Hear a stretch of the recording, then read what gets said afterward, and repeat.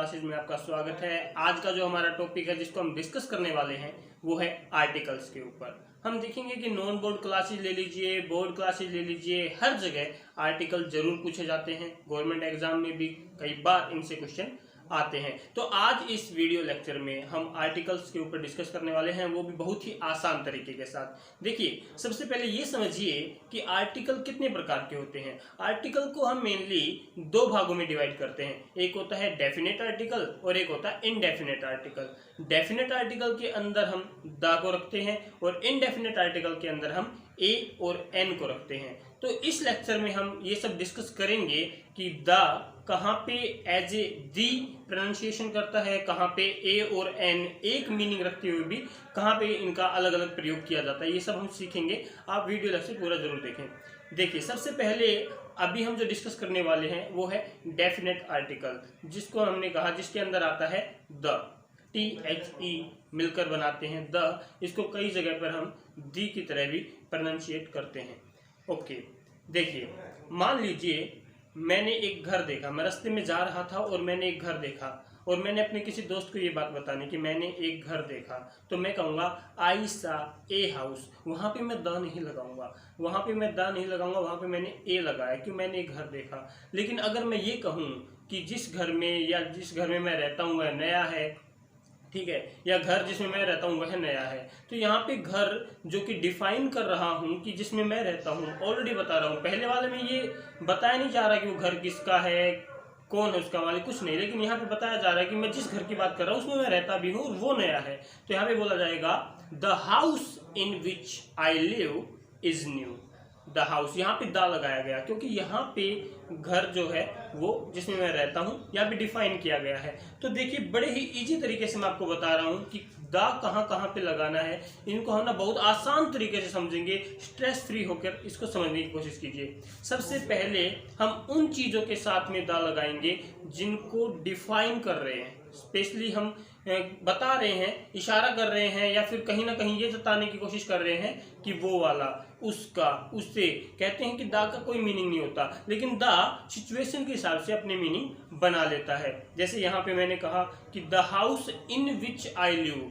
अब यहाँ पे देखिए, घर जिसमें मैं रहता हूँ, या यूँ कह लीजिए कि वह घर जिसमें मैं रहता हूँ, तो यहाँ पे द का मीनिंग वह बन गया, या उस घर, वो घर नया है जिसमें मैं रहता हूँ। इस प्रकार से वह, वो, ये सब लगा लेता है, ये मीनिंग बना लेता है अपना अकॉर्डिंग टू सिचुएशन। तो सबसे पहले द को ये देखना है कि अगर किसी चीज को डिस्क्राइब किया जा रहा है, किसी चीज के बारे में खुल के बताया जा रहा है, उसके बारे में डिफाइन किया जा रहा है, तो द लगा दिया जाएगा। दूसरी बात आपको ये ध्यान में रखनी है कि जितनी भी चीजें हैं जो अपने आप में एक ही एग्जाम्पल होती हैं, चाहे वो ब्रह्मांड की कोई चीज हो, चाहे वो नीचे या किसी भी विभाग के अंदर कोई एक इकलौता एग्जाम्पल होता है, कहीं भी कोई भी। देखिए, वैसे तो हम कभी भी नाम के साथ में कोई आर्टिकल नहीं लगाते हैं, द आर्टिकल हम नाम के साथ में नहीं लगाते हैं, लेकिन अगर वो नाम कोई विशेष है, विशेष व्यक्ति, विशेष वस्तु है, तो भी हम द का प्रयोग करते हैं। ये बात आपको ध्यान में रखनी है। जैसे मान लीजिए कोई भी माउंटेन है, रिवर है, लेक्स है, कोई भी है, और ऐसे बहुत सारे एग्जांपल हैं। न्यूज़पेपर, इंग्लिश का जो न्यूज़पेपर होता है वो उनके सबके नाम होते हैं, नदियों के नाम हैं, पर्वत श्रेणियों के नाम हैं। इनके नाम से पहले भी हम द लगाते हैं क्योंकि ये इकलौते हैं। द हिमालय, द गंगा, ठीक है। ऐसे अखबारों के नाम है द ट्रिब्यून या द हिंदुस्तान टाइम्स, इस प्रकार से। इसके साथ साथ आपको ये भी ध्यान रखना पड़ेगा कि जैसे हमारी जो धार्मिक किताबें होती हैं, धार्मिक किताबों के नाम से पहले भी हम द लगाएंगे क्योंकि वे भी अपने आप में विशेष हैं। आप एक चीज जरूर जोड़िए कि विशेष, जो चीज अपने आप में विशेष है, जो चीज अपने आप में एक है, तो उसके आगे हम द जरूर लगाएंगे। तो हमने सिर्फ देखना है कि ये विशेष है या एक एग्जाम्पल है इकलौता, तो हम उसके आगे द लगा देंगे। इस प्रकार से ही जो हमारे वाद्य यंत्र होते हैं, म्यूजिकल इंस्ट्रूमेंट होते हैं, उनके नाम से पहले, जैसे तबला है, हारमोनियम है, तो the tabla, the harmonium, the Congo, इस प्रकार से इनके नाम से पहले भी हम द का प्रयोग करते हैं। इसी प्रकार अब मान लीजिए मैंने कहा कि कोई व्यक्ति विशेष कहीं एक जगह पे, एक इकलौता एग्जाम्पल होता है, जैसे गांव में एक पोस्टमैन है, तो उसको हम कहेंगे द पोस्टमैन। स्कूल में एक प्रिंसिपल होता है, द प्रिंसिपल। कोई भी पद या पोस्ट होती है उसको आप उससे बता रहे हो, किसी भी व्यक्ति को उसके पोस्ट से, उसके पद से बता रहे हैं, तो उसके नाम से आप द लगा देंगे। The prime minister, the principal, the vice principal, the postman, इस प्रकार से। इसके साथ साथ आपको ये भी ध्यान रखना है कि जैसे ब्रह्मांड के बाहर के एग्जाम्पल ले लीजिए, सन, द सन लगेगा, द अर्थ लगेगा, द मरकरी लगेगा, इस प्रकार से द सन, द स्टार्स, इस प्रकार से हम सबके साथ में द लगा देंगे जितनी भी ब्रह्मांड की चीजें हैं। इसके साथ साथ आपको ये ध्यान रखना पड़ेगा कि जितनी भी दिशाएं होती हैं उनके नाम से पहले भी हम द लगाते हैं। The east, the west, the north, the south, इनके साथ भी हम द का प्रयोग करते हैं। लेकिन कई बार क्या होता है, अगर ईस्ट, वेस्ट, नॉर्थ, साउथ का प्रयोग किसी विशेष जगह को बताने के लिए किया जाए तो हम इसके साथ में द नहीं लगाते। जैसे देखिए, साउथ अफ्रीका, वेस्ट बंगाल, इस प्रकार से नॉर्थ कोरिया, साउथ कोरिया, इनके आगे हम द का प्रयोग नहीं करेंगे। ये भी आपको ध्यान रखना पड़ेगा। जब किसी एडजेक्टिव का प्रयोग किया जाए और वो पूरी जाति की बात करे, जैसे एग्जाम्पल से समझिए, the rich should help the poor. The rich, rich क्या है, एक एडजेक्टिव है और इससे पहले हमने द को लगाया है। लेकिन यहाँ पे एक अमीर व्यक्ति की बात नहीं हो रही है, द रिच लग गया ना, रिच के आगे द लगा दिया, मतलब आपने सभी अमीरों की बात कर दी है। द रिच शुड, अमीरों को चाहिए, help the poor, the poor. अब यहाँ पे सभी गरीबों की बात हो रही है, अमीरों को गरीबों की मदद करनी चाहिए, इस प्रकार से। यानी आपको क्या ध्यान रखना है कि जब किसी एडजेक्टिव के साथ में द आ जाता है तो वो उसे प्लूरल की तरह ट्रीट करता है, ठीक है।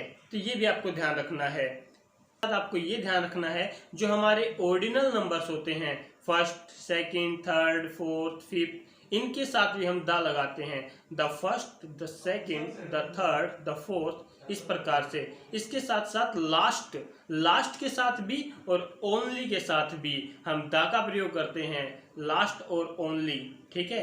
नेक्स्ट के साथ भी हम द का प्रयोग करते हैं, फर्स्ट टू लास्ट, नेक्स्ट और ओनली के साथ में हम द का प्रयोग करते हैं। The first position goes to, ऐसा आपने सुना होगा, the second position goes to, इस प्रकार से इनके साथ भी हम द का प्रयोग करते हैं। इसके साथ साथ आपको ये भी ध्यान रखना है कि जहां पे ऑल, डबल, एग्जैक्टली और जस्ट का प्रयोग हुआ हो उसके बाद भी कई बार हम द का प्रयोग करते हैं, जैसे ऑल द बेस्ट, इस प्रकार से डबल द अमाउंट, ये सब आपको ध्यान रखना है।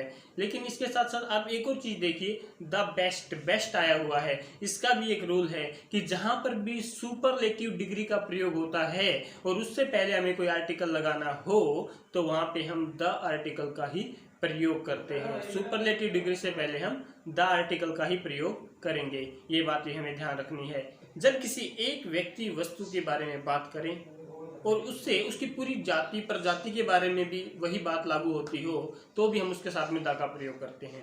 द डंकी इज लेजी, गधा सुस्त होता है या आलसी होता है, इस प्रकार से। तो यहाँ पे द डंकी इज लेजी बोला गया है, लेकिन यहाँ पे सिर्फ एक गधे की बात नहीं हो रही है, क्योंकि ये वैरायटी सबके अंदर होती है, ये क्वालिटी है उनकी कि वो सुस्त होते हैं।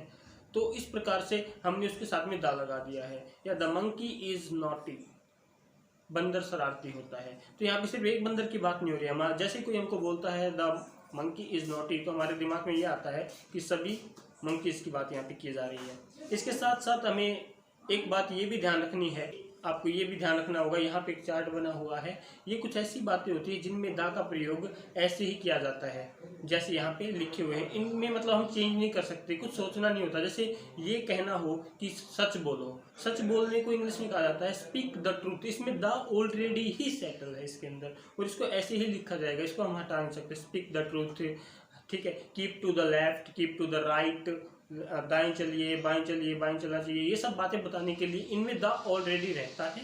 इनको इसी प्रकार से यूज करना चाहिए। चार्ट यहाँ पे है, इनको आप देख के अच्छे से याद कर लीजिए ताकि कभी एग्जांपल डाल के आपसे पूछ लिया जाए कौन सा आर्टिकल आएगा तो आप देखते ही पहचान लें यहाँ पे द आर्टिकल आएगा। कुछ स्ट्रक्चर भी होते हैं जहाँ पे ये उस स्ट्रक्चर को देख के आप ये समझ सकते हैं कि यहाँ पे द आर्टिकल आएगा ही आएगा। वो मैं सेकेंड पार्ट जो इसका होगा उसमें डिस्कस करने वाला हूँ।